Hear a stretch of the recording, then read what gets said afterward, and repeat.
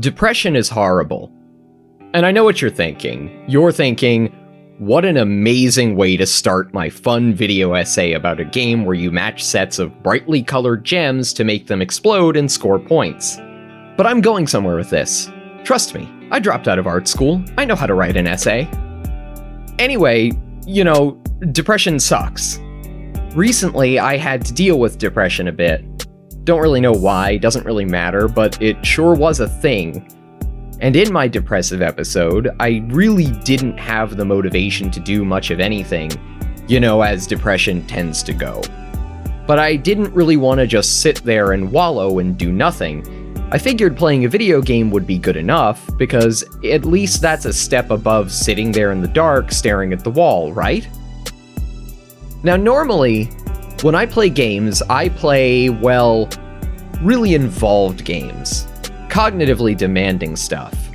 Tactical shooters and immersive sims and grand strategy games and RPGs.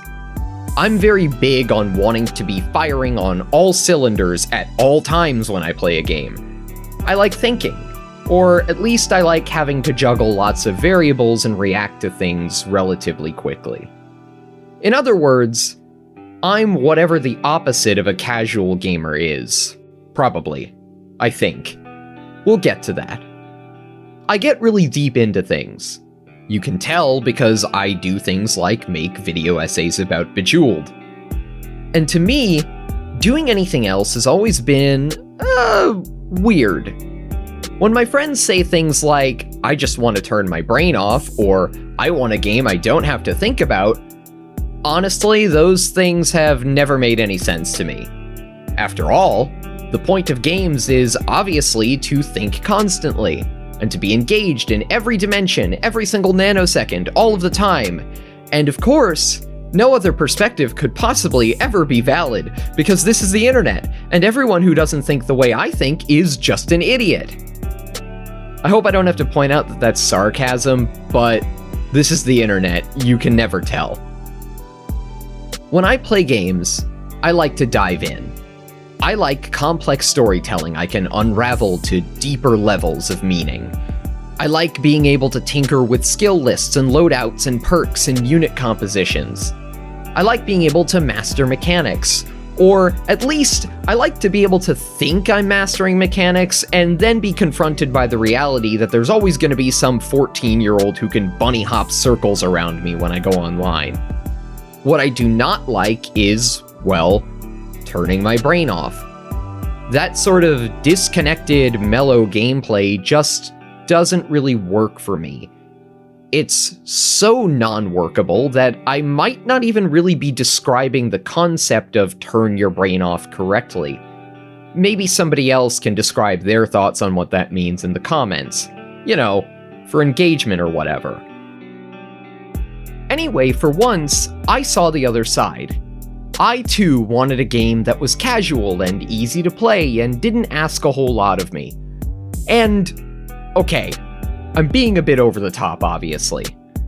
I do sometimes play more relaxing, low-stakes games. But even then, the ones I do play tend to involve more, thinking and planning.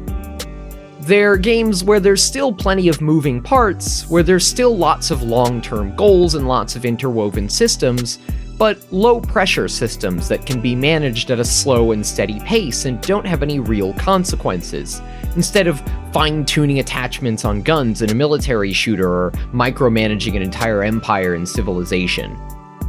But this time, in the depths of my mental pit, I wanted to do something that was decidedly more simple. Less thoughtful. And when I say that, this isn't to say that games that don't require thinking are less worthy of playing, or that you're less of a gamer for playing them, or anything like that. I will be honest and say that I probably would have said that even a month or two ago, but, that's the whole reason I'm writing this, isn't it? But I'm getting sidetracked again. I wanted a simple game. A casual game. A game where I could just sit and click on things. No plugging in a controller, no left hand on WASD, just me, trying not to sit alone and cry in the dark, fidgeting around with a mouse and staring at bright colors. the bare minimum of cognitive stimulation to keep me distracted from my feelings. But I rapidly encountered a problem. Like I said, I really don't play games that fit that bill very much. My Steam library is full of stuff like Insurgency Sandstorm and Europa Universalis, which, if you've ever seen gameplay of Europa Universalis, well, that's about as far from casual as you get, unless you've got a real knack for early modern international diplomacy and complex trade networks and whatever the hell is happening with all these squares and the little battle info box in the corner. And I have a lot of games in my library, 386 last I checked, and yes, most of those are unplayed, and I wouldn't have it any other way. Yet in all of that, I really could only find a single game that met my criteria. This is the part where I'd elegantly drop the title of this video, so, help me, I can't stop playing Bejeweled 3, roll credits, or whatever. I don't know, I'll figure it out in post. Next chapter, roll the music.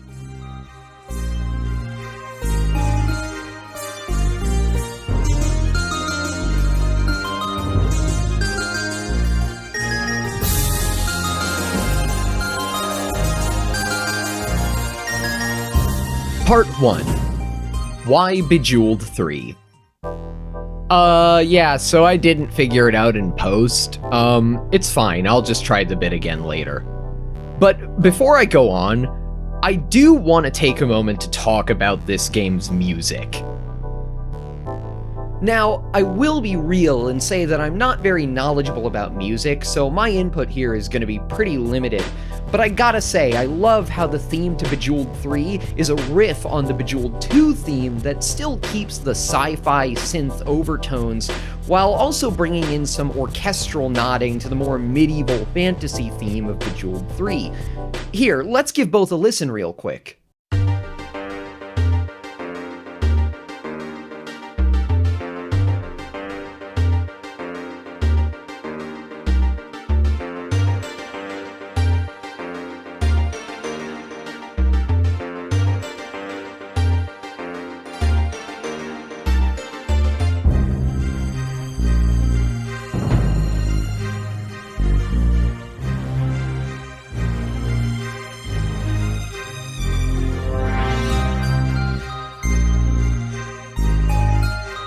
You see how they've done that? Like, that's so cool. I never thought I'd talk about the aesthetics of Bejeweled, but here I am. Look, I'm a writer, not a musician. I don't really know what's going on here. I'm out of my wheelhouse. Let's just move on. So, why this game specifically? Matter of fact, why do I even have this game if it's so out of character from all my other games? I don't know?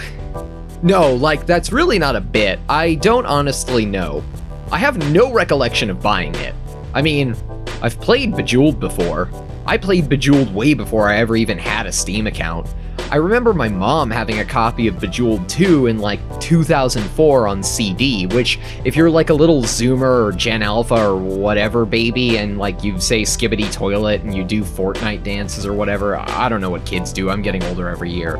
So a CD, right, is like the loading icon, except it was real, and these days music nerds use them to be pretentious about owning physical media. You probably don't know what physical media is or what owning things is, but that's all I got for you. Wild stuff, I know. But, you know, Bejeweled 2 is not Bejeweled 3. That's the moral of the story. We didn't have Bejeweled 3. The third game didn't come out until long after I stopped playing games on CDs. I moved on to bigger and more complex games, and of course, my parents stopped loving me enough to play casual video games with me, which is why I fill that hole with deadpan humor about it. And I had basically never played this game before, like, 2 months ago anyway. Yet, I'd had it in my library for, several years, apparently, if I look at my Steam purchase history. So, I guess I bought it at some point out of a hazy half nostalgia for a game that's almost a game I played in my childhood. That's probably an essay by itself, but we'll just let that slip away for now. The moral of this story is that by the grace of fate, I have a copy of Bejeweled 3, which is a game that really doesn't require a lot out of the player and doesn't have any real need for complicated setup or anything, and therefore fit my criteria perfectly. In Bejeweled 3, you don't have to, decide which optic to put on your AK, or figure out how to balance the interests of the clergy against the nobility in your burgeoning parliament, or learn how to wave dash or anything. I mean, I can probably explain to you how Bejeweled works in a single sentence if by chance you somehow don't already know. You have a grid full of colored gems, and you have to match colors in sets of 3 or more to score points. Boom! Done. One sentence. Well, there's a little more to it than that, but you get the idea. You know what this is already. You've played Candy Crush, the now far more popular spiritual successor to Bejeweled, which is already the spiritual successor to older Match 3 games like the old Soviet game Shariki, which... well, this sure is a game. Match 3 games have a long and storied history, okay? And Bejeweled 3 has a lot of extra bits and bobs than just matching 3 gems in a row. I'm about to over-explain this game, by the way.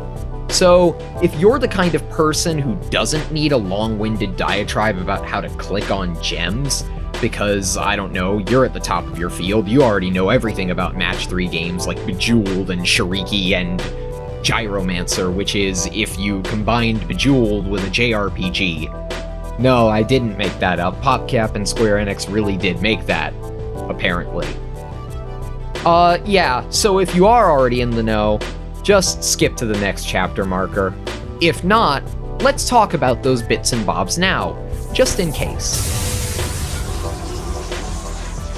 Bejeweled 3 has a whole host of special game modes. Timed modes, and poker, and even a really feature-packed Zen mode that has stuff like rain sounds and positive affirmations on screen and binaural beats, because I guess the target audience for this is wine moms. But the core of Bejeweled 3 is, well, matching gems. That's it. Put a red gem between 2 red gems, they pop with a and there's really nothing else to it. Okay, well, obviously I'm lying, right? This is a long video about Bejeweled 3. Obviously there's more to it, but, go with it for the sake of the plot until I reveal how there's way more to the game when I move on to Chapter 2. You may now put the curtain back. So Bejeweled 3 is relaxing, especially if you play Zen mode, which is about as low pressure as video games get. Under normal rules, Bejeweled is finite. Eventually, the gems that fall from the top when you make matches will result in a board that has no legal moves, and the game will end. Zen mode, meanwhile, prevents that. No matter what happens, the game's spawning logic will always give you at least one possible match, so that you can go on forever if you want. And there are no timers, and while there is a score, it doesn't really do anything except track how long your game has been going, more or less. It's just a fun number that you can make go up. And even in classic mode, there's still not really a lot happening. It's that same game, but eventually the game decides to end and you try to go for as far as possible without tripping a board without any legal moves. There's no other real pressure. You can take your time and sit there and consider your moves carefully, or just zone out and click on stuff. Whatever you want. Just match some gems and you'll be fine. And that's it. That's Bejeweled 3.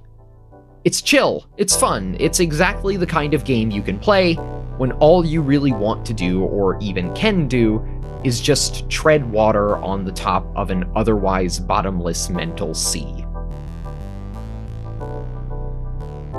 For me, it hit a sweet spot. It was more stimulation than just messing around with an unbound, unconditional toy like, say, Dystopica, where you can just aimlessly make a cyberpunk cityscape without any real goals or rules, but it was less than, Doom Eternal or something.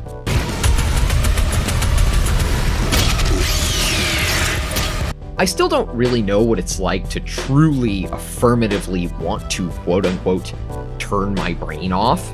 Not completely, but I think I empathize with it a little more now. This is foreshadowing, by the way.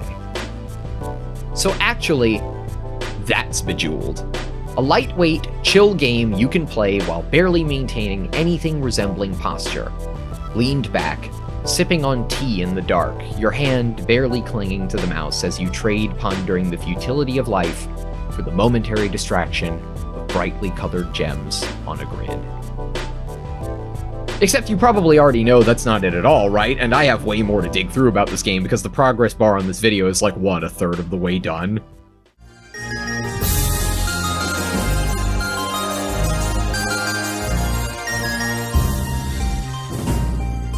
Part 2. Diamond-ranked diamond matching. So 2 things happened to me while I played Bejeweled. 1, I got hooked. I'm still playing it occasionally even now. I have 12.6 hours of playtime in this game as I write this, and that's probably not even accurate to the screenshot I'm gonna show on screen, because, like, I still keep playing Bejeweled, and I haven't even, like, finished gathering my footage yet. And okay, I know that might not sound like a lot when I compare it to, say, the 500 hours I have in Apex Legends, or the 700 I have in Elite Dangerous in the Master Chief Collection, or the 800 I have in Destiny 2, but considering that Bejeweled is a game about matching gems, and not about whatever the hell is happening in Destiny's lore— all of these are real things in Destiny's lore, by the way— I feel like 12.6 is more than it sounds like. So I've been playing a lot of Bejeweled. Now, this isn't really that surprising, honestly. Bejeweled is pretty much the perfect storm for addictive gameplay. It's very low stakes, meaning low setup. You basically just click on it, wait 2 seconds for any modern computer to start it up, click a mode, and then you're off to the races. There's no progression systems, there's no battle passes, there are no cosmetics, there's nothing to earn except achievements, and that ease of access makes the game really frictionless. You can fall really easily into playing it. And then, when you do, well, it's an instant dopamine trip. It's not hard to just match 3 gems. Pretty much anyone can do it. You don't need reflexes, you don't need deep lateral thinking abilities, you don't need to memorize any complicated rules or combos or stats. You just sit there, zone out, and match gems. Just like this.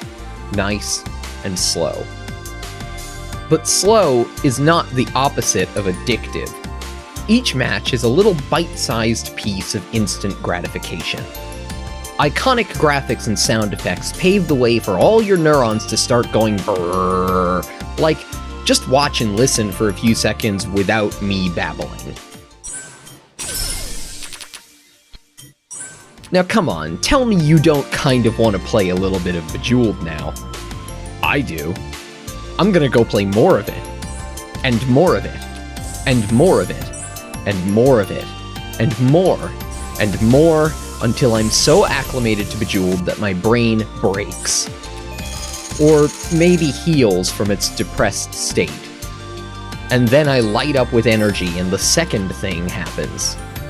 I no longer want to just sit around and click on gems.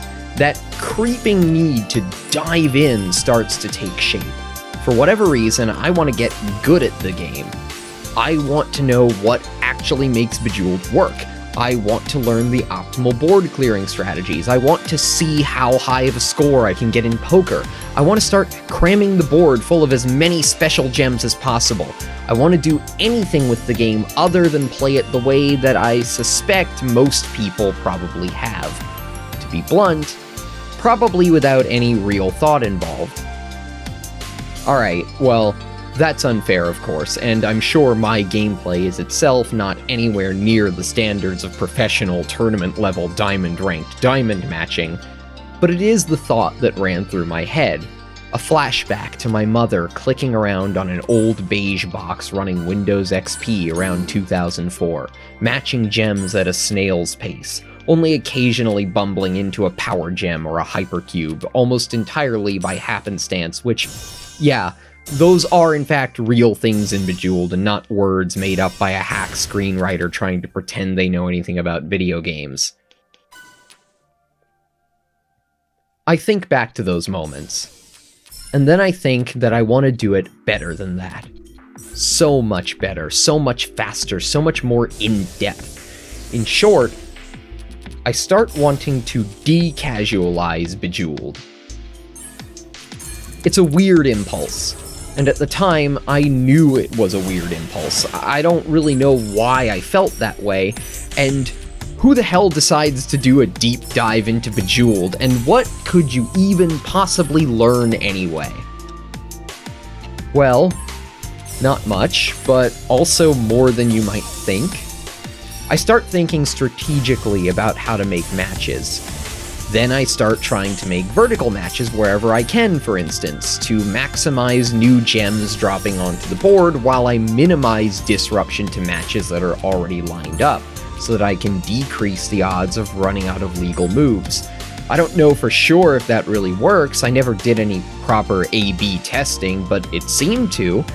And then I started being much more careful about maneuvering gems into positions so that I could match them in 4s and 5s and on corners to get my special gem generation up, so that then I could do giant chain detonations and get huge, satisfying cascades. I started trying to train my observational skills until I was able to reflexively find matches with relative ease. I learned things like how in the time attack mode, you have a few seconds to match gems before the timer actually starts running. I practiced juggling my ice columns and planning out my poker hands. Any way I can think of, I try to get better and learn more. I learn a lot, and before I know it, I've got like half the achievements in the game.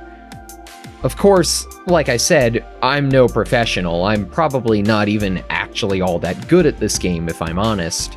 I'm very certain that there's gameplay somewhere in the recesses of YouTube that puts me to absolute shame, that there are weird little hidden features and mechanics that I don't understand or even know about. Somewhere out there is someone who actually has dedicated their life to mastering every single intricacy of Bejeweled 3, who has an encyclopedic knowledge of the game inside and out, who can do speed Bejeweled and has some weird way they hold the mouse because that's, I guess, the optimal way to match gems or something, and they can get like literally 10 million points in each mode every single time because that's how the internet works. Somewhere on it, this person must exist, and whoever you are, if you happen to be watching, I really hope that one day you learn what grass is. But failing that, this person, maybe it's you, is going to be better than me. But I also know that I'm definitely much better at Bejeweled than when I started, or my mom when she played when I was a kid. I've come a long way from just mindlessly matching gems. Now, for me, Bejeweled is not at all a game where I turn my brain off, but instead a game where immediately I become that neuron activation meme with the monkey in it, and I proceed to analyze every single motion I make with the mouse, and every single gem I click on, even when I'm playing in Zen mode. And even if I didn't actually become the god of gem matching, and really I'm not good, just engaged, the fact is that I still attempted that ascent to godhood. I still put all that effort into Bejeweled 3. And well, that's really not how I think anyone ever wanted me to play Bejeweled, is it? Like, I'm pretty sure the devs at PopCap probably wanted to make a game that, like, really casual players loaded up onto work laptops that couldn't run anything more graphically intense, and then idly clicked around on their mouse pads while they sat around bored at work in dumb meetings or whatever. Something simple and digestible and easy to jump into, where you can have some low-pressure fun no matter your age or skill level. I can't prove that, I know.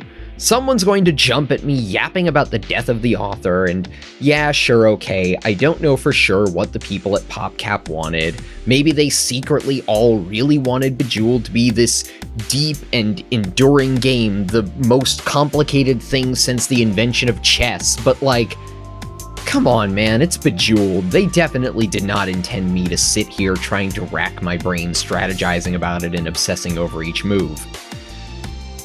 Yes, I'm aware there's a mode literally called Stratomax. Shut up.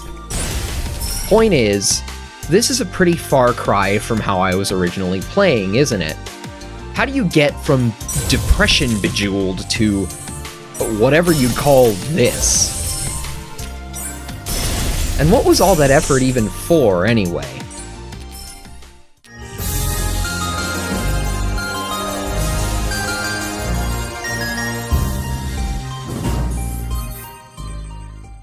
Part 3. What makes a game casual?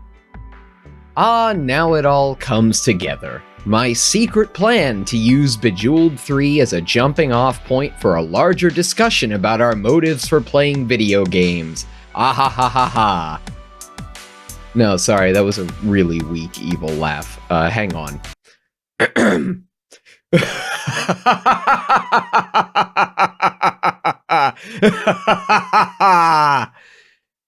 There we go, we'll check that one off the list too. So, the million-dollar question is this. Why exactly did I go through all of that? Why play Bejeweled, the most casual game to ever casual game, only to then fuss about its fiddly little mechanics that don't matter? Why sit down and try to relax, only to then do the exact same thing I do with every other game where I don't relax? I think we can answer this question with a question. What exactly makes a game casual? Like, where do we draw the line? Everybody would probably agree Bejeweled is a casual game, but is Super Smash Bros.? The designers of Smash would tell you it is. It's a fun party game where you play as silly Nintendo characters and knock people off platforms and use wacky items. But a whole lot of the Smash community would tell you it isn't. It's a high-stakes esport full of crazy movement tech and mind games and strategy. Is Call of Duty a casual game? Well, it's got some pretty complicated mechanics. There's a dizzying amount of stats and perks and attachments to juggle in your head. But then, basic gameplay in reality mostly boils down to just whoever shoots first wins, and running around in a circle around a 3-lane map while you LARP as an action movie character. Is that casual? And if those things aren't casual games, why is Bejeweled? Why do I feel like I'm violating some unspoken contract with the game when I play it this way? Why do so many people complain about people being quote-unquote sweaty in their Call of Duty lobbies and ruining their fun? Or why do I get very slightly annoyed when I play Destiny with my friends and they have really weird gimmicky builds where they do stuff like run around with nothing but glaives and healing grenades? And how would they feel about my annoyingly meticulous Bejeweled gameplay? The reality is, I think casual gaming is just a state of mind. Yeah, I know, big shocker, I'm clearly the first person to ever think of this. But it's obviously got nothing to do with, like, mechanical simplicity or the lack thereof. I mean, look how competitive people can get about Tetris, which is a game about blocks falling down on a grid. Yet there are all sorts of Tetris challenge runs and records and competitions out there. Meanwhile, look how completely unseriously some people take stuff like, say, Soulsborne games, which are probably some of the most obtuse and user-hostile and complicated games you can play without picking up something that was made in Eastern Europe. Yet, people will treat Elden Ring like it's downright cozy, making dumb meme characters and ridiculous gimmick builds and playing the games with basically any input device you can imagine. And then some input devices you probably can't imagine. But why? What draws us to those mindsets? Why do we make those decisions? Why do we turn them into statements about games? And does it matter that we do? Well, in some respects, no. This is pointless navel-gazing, right? Who cares if a game is casual to one person and not casual to another person? Does it really affect me if your idea of playing Doom Eternal is to play it on the lowest difficulty and then wander around appreciating the skyboxes? Does it affect you if my idea of Bejeweled is chugging energy drinks and grinding to see how high I can make the numbers go up? Well, the obvious answer is no, because our play of these games is self-contained and isolated. You aren't affected by what I do in my random single-player game any more than I am by you and yours. Now, it might influence how we talk about the games, though. And what am I here for if not to talk about games? If, say, my conception of Bejeweled 3 is as a high-octane puzzle esport, and then I recommend you play it based on that principle, and then you buy it, and then you're confused because it's actually just some nothing game about matching gems to the relaxing sound of tropical rain, then you're probably not going to listen to me when I then tell you later that, say, Sins of a Solar Empire is a fun and cutesy game about cool little ships just being chill and floating around. Or how Skyrim is a game about pining after a vampire while respectfully acknowledging that she actually has perfectly legitimate reasons for not really wanting to get involved with you right now, given you both just stabbed her abusive dad in the face. Spoilers for Skyrim, I guess, you know, for the two people here who haven't played it. And what happens then if we take this a step further? What if it does more than just break down our conversations? What if it becomes about how we interact with each other in games themselves? Go play any multiplayer shooter with matchmaking. Take your pick. It doesn't matter. Overwatch, Call of Duty, Halo, Battlefield, Fortnite, whatever the kids are playing these days. And then go on Reddit and look at all of the people complaining about ranked play and casual quick play and how they're always being stuck with garbage teammates in ranked, or they're being stuck with sweaty tryhards in quick play. But what makes somebody a sweaty tryhard or a bad teammate? What do those things even mean? You'll probably guess that I fall at least a little closer to the alleged tryhard end of the spectrum when I play games. Again, that's not to say that I'm, like, actually good at any games I play, because but I am the kind of person who actively wants to be. And to me, that's just self-evident. What else is the point of playing a PvP game? Why would I play these games and deliberately play suboptimally? Sure, I might make mistakes, but those are just those, mistakes. There is clearly a correct way to play.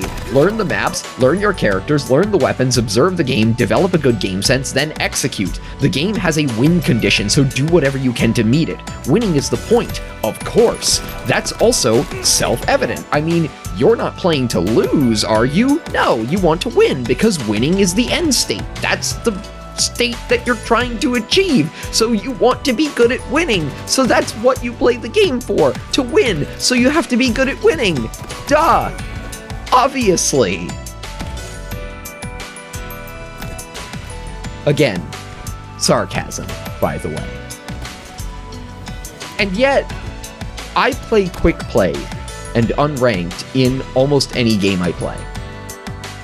I don't play ranked because at the same time, while I do want to be good at the game and play supposedly correctly, whatever that means, and feel good about the fact that I'm winning and am more skilled than the other players in the lobby and generally have like a vaguely fair match, I also don't really usually feel like hopping on mic with random people, nor can I be bothered to drag my friends into lobbies with me most of the time.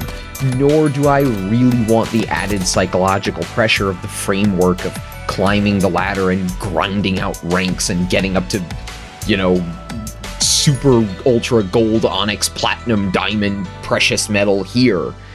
I want to win, but that's it. A good, healthy competition. I want an even, fair match with some dramatic tension, and that's it. And yet, then if you ask some other people, someone like me is ruining the game by not just going where I belong in ranked play, because then they can't just chill and it's so hard for me to talk about what a player like that even wants, because it's such an alien mindset to me. So alien that I couldn't even manage to play Bejeweled that way, even in the literal pit of a depressive episode. And I don't want to talk about casual gaming as if it's somehow lesser, because, you know, in my head, intellectually, I know that it isn't. That play where you flaunt the meta and you do whatever you want and simply don't care about winning or losing or whether or not you're optimizing the way you play, because to hell with it, you just really like this character. You really like this one weapon, this one ability, this one game mode, and you literally do not care what anyone else says as long as you're having fun, isn't any less valid a playstyle than mine. And neither is mine any less valid than someone who is even more maximalist about it, who spends hours watching clips of pro players in their favorite game, who goes back and analyzes their own gameplay, who invests in high refresh rate monitors, who deliberately turns down graphics options to achieve maximum visual clarity, who will not relent until they finally achieve the goal of diamond ranked diamond matching. But I can't shake the feeling that some play is less valid than other play, and that's unfair. I know it's unfair. And I wish I had a better, more satisfying conclusion. I want to wrap this up in a neat little bow, to finally tie everything here together, to give you a nice and tidy thesis statement and pack it up and go home in time for dinner, but I can't do it. All I can come up with right now are more questions and more confrontation of my own internal biases. All I can do is sit here and stew and chew on it and rack my brain about why I occupy this little weird twilight zone between esports and Bejeweled, and why I feel confusion, maybe even a little discomfort at the idea that other people don't. But at least I can maybe narrow it down from a confusing mess of thought to just one question.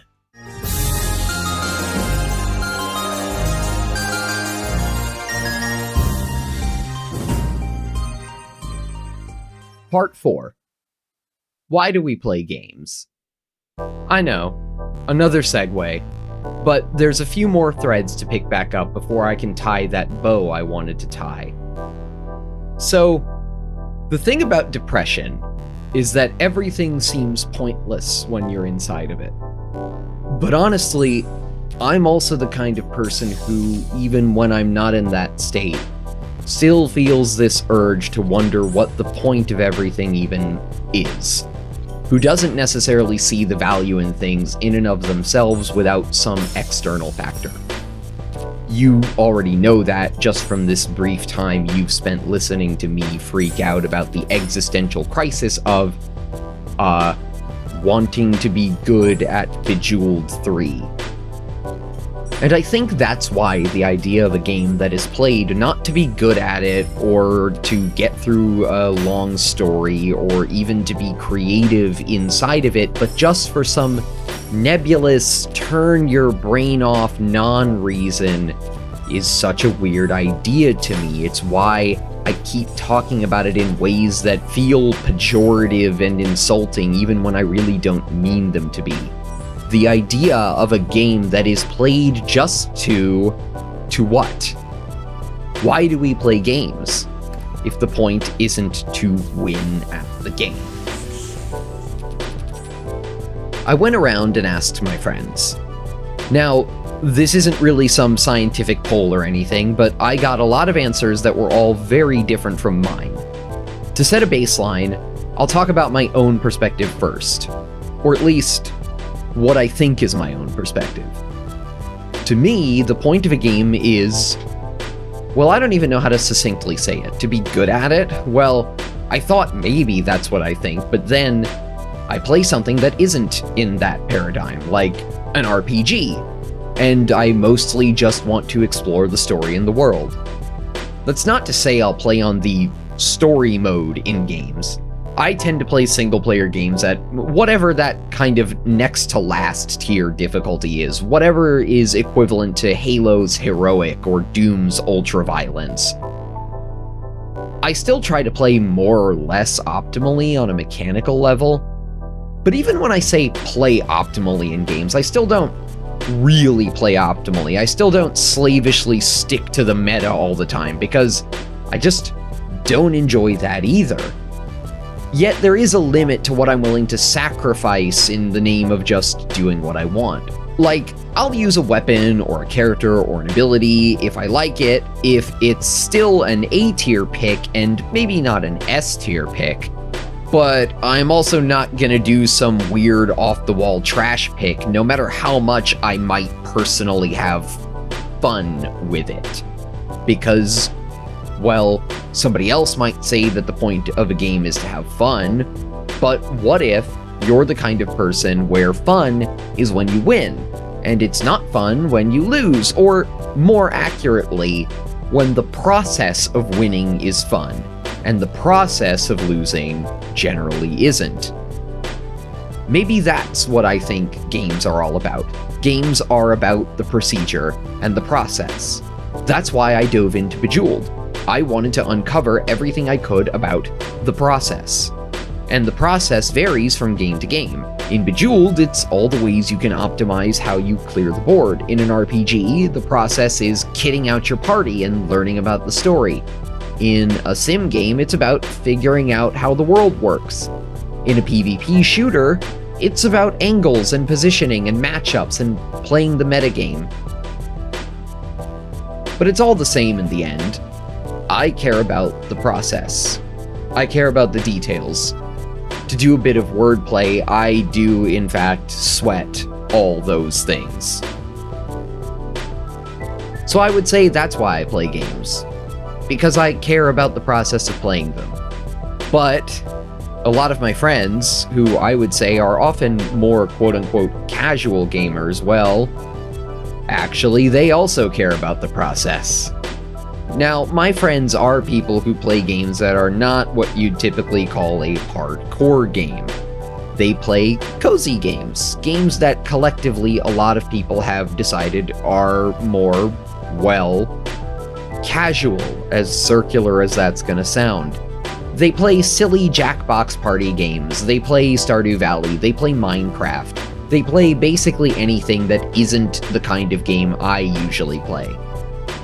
Yet I wouldn't describe a lot of their choices of games as like simple or brainless or anything like that. Far from it, actually. Like I said earlier, sometimes some of those are also games that I play too. And I thought at first that maybe the difference between us was just that I cared about the process in these games and they didn't. That when I play Stardew, I carefully plan out my crops for maximum returns instead of worrying about the romance subplots. Or that when I play Minecraft, I build railcar transit networks and giant farms instead of just aimlessly wandering and enjoying the view and collecting all the cats in the game. And that's why I'm not a casual gamer, because I plot out those crop rotations, because I have systems for mining ore, because I plan out my moves in Bejeweled. But what's so casual about the alternative? Is it casual to meticulously plan out your days in Stardew Valley so you can raise your approval with all the characters and go to festivals and doll up your house? Is it casual to devote hundreds of hours to The Sims, playing out intricate stories between interwoven characters? How is that different from if you did the same thing, but in Crusader Kings? Is it because one involves playing house and the other involves playing feudal houses? Is it casual to play all the way through the Mass Effect trilogy if you're playing it on the easiest difficulty and only care about playing the good old-fashioned BioWare dating sim, even though that still involves you playing through 3 different 40-plus hour role-playing games full of build crafting and lore and party management and shooting? What's the difference between that and playing through it so that you can do all the side quests and beat it on a high difficulty? What's more casual? To play 10 hours of Quake Champions or 1,000 of Fortnite? Which of these things don't involve caring about the process? All of gaming is processes. All of games are interwoven systems of rules stacked on rules, supported by frameworks of art and design and story and sound and whatever else is there to hook you in. Every single game is procedural by its nature as a video game. What really is the difference between caring about the process of getting a high score in Bejeweled and caring about the process of not caring about your high score? And am I truly above all that? I mean, I played through Crusader Kings just to nerd out about alternate history. I've already implied I do have games, or maybe more accurately toys, in my games libraries that are unstructured and have nothing to do with mechanical mastery. Sometimes I do like to break out Dystopica and just mess around with my little cyberpunk city. Sometimes I do just wander aimlessly around in No Man's Sky and soak in vibes. And of course, I do own a copy of Bejeweled 3.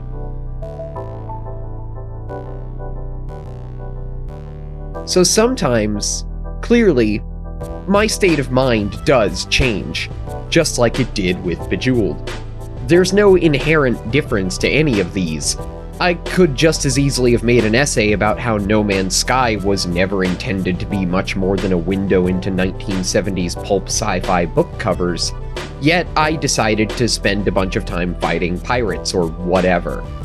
Does it really matter, beyond my own self-imposed sense of being a hardcore gamer?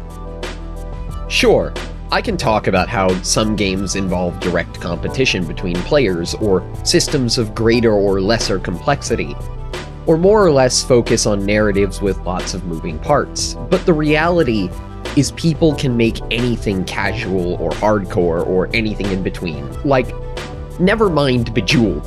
Have you ever seen the Cookie Clicker wiki? This is literally a game about doing nothing. It is a game about watching a number go up in its most pure, raw form, and yet, there are still websites devoted to all the complicated math behind making the number go up as fast and as high as possible. If players can turn Cookie Clicker into a spreadsheet, or they can turn down all the difficulty options in Crusader Kings so that you can just chill out and play around with alternate history and painting fun little fictional maps of Europe, if you can casualize the hardcore and decasualize the casual, then where do we draw the lines? Why do we play games? I keep trying to interrogate this point, to ask this question, but I keep going around in a circle, and it's driving me insane. The previous section of the script is pretty much just a rehash of an earlier part, and while that wasn't deliberate when I first wrote it down, it sure is now, because this debate in my head is circular. Why do we play games? What makes a game a casual game? Why did I get the urge to play Bejeweled, and why can't I stop playing? This isn't the kind of game I normally play. This isn't a game about the nuances of feudalism, or simulating modern urban combat, or sci-fi military strategy, or anything else a real gamer's game is supposed to be about, damn it. This isn't a thinker's game, it's a bored office worker's game, damn it. I don't get it. I don't get it at all. And now I'm sitting here babbling about my inability to talk about it, set off by clicking on a random game in my Steam library when I couldn't manage to do anything else, and now, months later, I can't stop thinking about it. Because I don't understand it. Help me. I can't stop playing Bejeweled 3. And something about that bothers me.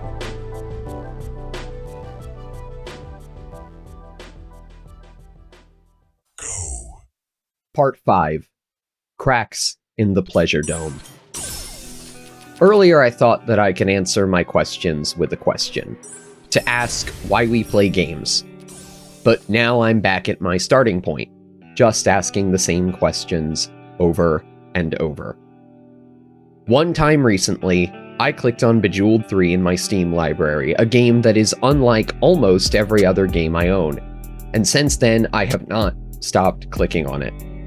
My obsession with it has died down a bit, if I'm honest. The idea that I've just been non-stop addicted to Bejeweled is, of course, embellishment bordering on fiction, to make this script more interesting, to give it a dramatic arc, but it is still true that for some reason the game has stuck with me even after I first installed it, more than I thought it would.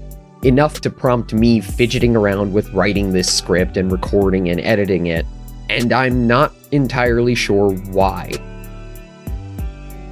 The thing is, Bejeweled 3 is, perhaps by design, not actually that interesting of a game. It is interesting only in the sense of, to paraphrase Bungie game designer Jamie Grissomer talking about Halo, the 30 seconds of fun that happen over and over again. It is interesting in the way that any game is interesting, in that there are bright lights and fun sounds and satisfying buttons to press. That meme, again, with the monkey and the neuron activation. But Bejeweled is not really that interesting in any other way. Yeah, okay, I can talk about how you can, I don't know, dig into the game files to find the Zen mode mantras in unencrypted text files and modify them or whatever, but really, who cares? That's something you see in a disposable TikTok, not a video essay. But here we are anyway, in the middle of just that, a video essay about Bejeweled 3. All because I can't figure out why I dared to play a game outside of my lofty wheelhouse of so-called hardcore games. But really, it shouldn't matter, right? Who cares if I played a casual game, if there even is such a thing? You don't, of course. Well, okay, maybe you do, since you're watching me babble on and on about it, but in the abstract sense of, you know, the sense most people mean, like, who the hell cares? I mean, I said it myself, right? No mode of play is more valid than any other. What I do with my games doesn't affect what you do with yours, provided we're not directly playing together anyway. Sure, maybe I do want to forge a common language we can talk about games with, a way to bridge the gaps in our conversation so that we can all appreciate games more deeply, but really, who the hell cares, right? Games are escapism. That's why we play games. The outside world sucks. Real life is crap. Real life is corporate drudgery and being stuck in traffic and dealing with your annoying relatives when you're home for the holidays. Real life is when you think too much about the future. You get overwhelmed and you slump back in your chair, paralyzed by indecision and fear. And video games aren't that. They're idyllic farmland. They are epic battles, they are grand vistas, they are sweeping romances, and the sweet, sweet sound of a cascade of matching gems. And there's something that maybe I am ruining by taking them too seriously. Or maybe that other people are ruining for me when they don't take them seriously enough? Games aren't just an escapism, they're a deep escapism.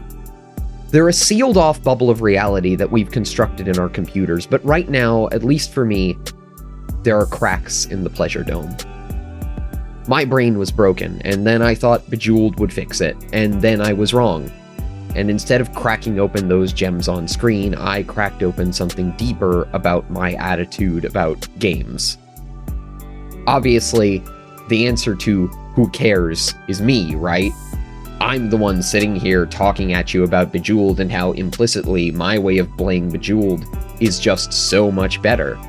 Hell, it's not even really implicit. I basically said it. I did say it. Here's a timestamp for you, and then here's the timestamp for you to come back to when you're done. And not only did I say that, but I've said that somehow I think about games, which, well, I'm implying a contrast, no matter how hard I try to hedge it, that other people don't. And is that fair?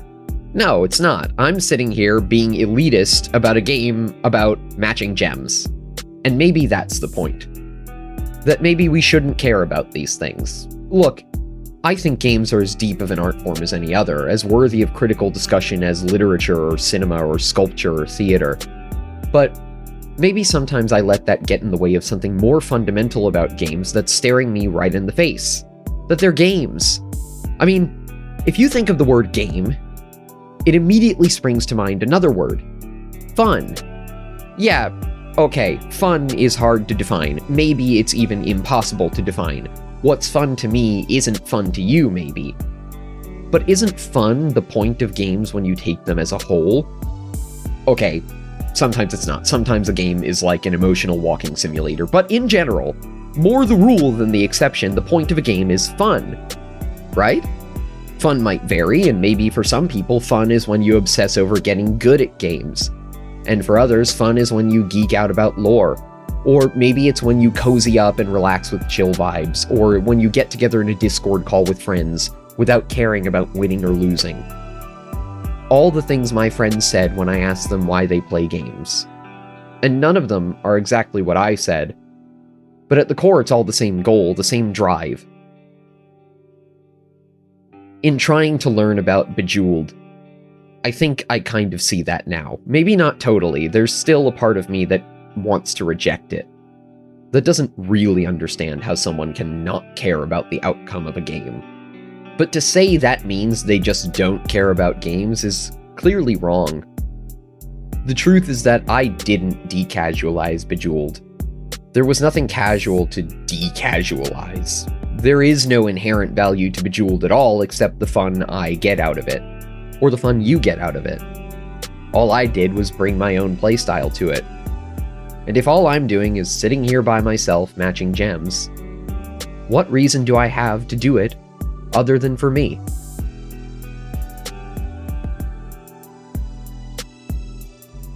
I've rambled a lot about this, so I should probably try to bring things to a close now. I wish I could give you a more satisfying conclusion to all this. I started writing with that in mind, that I'd dig up a nice little bow to tie everything together, like I said, but I just never found it in the pile of gems. So yeah, this really isn't a bait and switch, because there was never a switch. Just bait. There is no such thing as diamond-ranked diamond matching, because there are no ranks to diamond matching. Duh. We already know that. And I know it's dumb to want that. But the real twist is that I don't even know that I do want it. I think maybe I just wanted to play therapist with myself for a bit and hope that maybe someone else can join in on the conversation. I wanted to talk about how I process games and see if anyone else out there thinks the same, or thinks differently. Games are personal experiences. Whether they're something seemingly innocuous and simple like Bejeweled, or some traditionally artsy game, or some one-man indie labor of love, or a giant multi-million-dollar tentpole Ubisoft quadruple A video game. I mean, the fact that I can even pull all of this out of just playing some Bejeweled speaks to that. That there can be any meaning at all in a game about matching things in rows of 3, and that meaning is unique to me. Well, that's a testament to just how strong the human impulse is to interpret patterns and generate categories.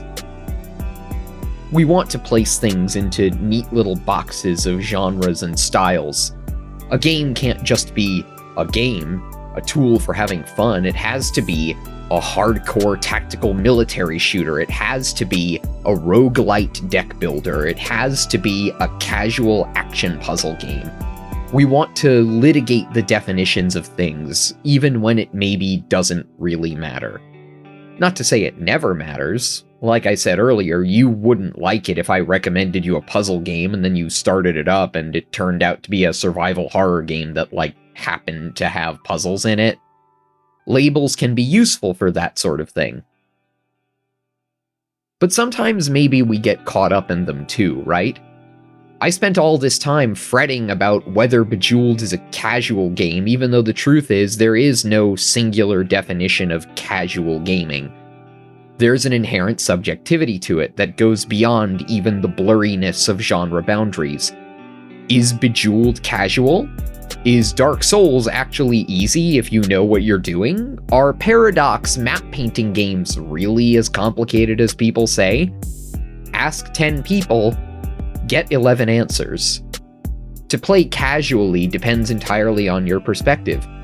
It's a false dichotomy to separate games this way. For me, casual is when you poke around a game for fun and try to see how it works, even if you end up still not being good at it. I'm not really all that good at Bejeweled, but I sure did try to be. And I've grown to identify with that, I think. No different than how we take any other interest and identify with it.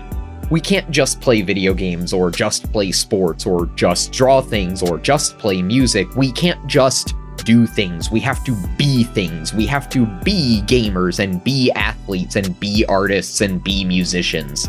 And I can't just play a game and enjoy it. I have to express my being in some way with it. I have to express that I am a serious gamer in capital letters with a trademark. Not merely some filthy casual like this were still the early 2000s and gaming weren't now mainstream and passé. Not like that actually matters. No, I have to talk about how games are art, how Bejeweled is actually secretly complicated, how I am a serious games critic who takes my games seriously. TM. And maybe it's best if I let go of that. I mean, I won't, because I've got video essays to make, but, you know, every once in a while, maybe, to paraphrase Freud here, sometimes a match 3 game is just a match 3 game.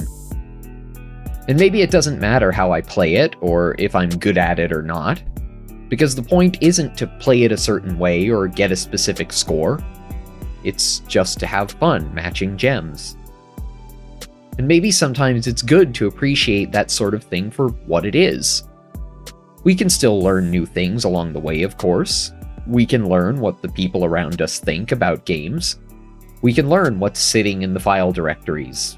We can learn about ourselves. But maybe it's nice to take a step back from all that. You know, turn our brains off. Maybe that's my nice little bow to tie it up with. I guess all that's left now is for me to pretty transparently ask you to offer sacrifices to the almighty engagement god.